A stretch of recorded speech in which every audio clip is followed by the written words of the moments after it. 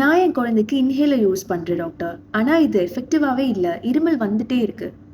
So நிறைய parents என்கிட்ட இதுதான் கேட்குறாங்க. இன்ஹேலர் யூஸ் பண்ணுறதுல நிறைய தப்புகள் இருக்குது. So proper technique step by step நான் சொல்கிறேன், நோட் பண்ணிக்கோங்க. ஸோ இன்ஹேலரை எப்பயுமே நல்லா ஷேக் பண்ணிக்கணும். ஸோ 5 to 10 டைம்ஸ் நல்லா ஷேக் பண்ணும்போது தான் மருந்து கரெக்டாக வெளியில் வரும். அண்ட் எந்த வயதினராக இருந்தாலுமே இந்த மாதிரி ஸ்பேசரோட மட்டுமே யூஸ் பண்ணணும்.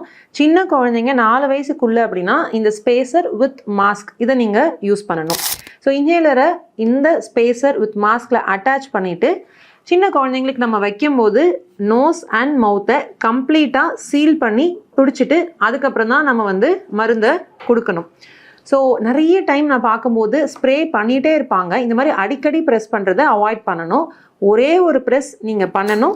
அண்ட் குழந்தைங்களுடைய இந்த முகத்தில் நம்ம 10 to 15 செகண்ட்ஸ் கொஞ்சம் அழுத்தி பிடிச்சிக்கிட்டாலே போதும். ரொம்ப டீப்பாக ஆழமாக குழந்தைங்க மூச்சு எடுப்பாங்க அப்படின்றது சந்தேகம் தான். அது தேவையும் கிடையாது.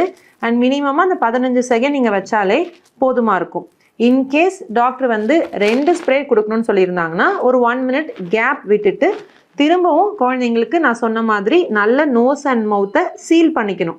நிறைய வாட்டி இந்த மாதிரி இருக்கும்போது மெடிசன் கீழவே எஸ்கேப் ஆகிடும். ஸோ நல்லா சீல் பண்ணிவிட்டு அடுத்த ஸ்ப்ரஃபை நீங்கள் கொடுக்க போகிறீங்க. ஸோ இதை ப்ராப்பராக பண்ணிங்க அப்படின்னா டெஃபினெட்லி இன்ஹேலர் ரொம்ப எஃபெக்டிவான ட்ரீட்மெண்ட்.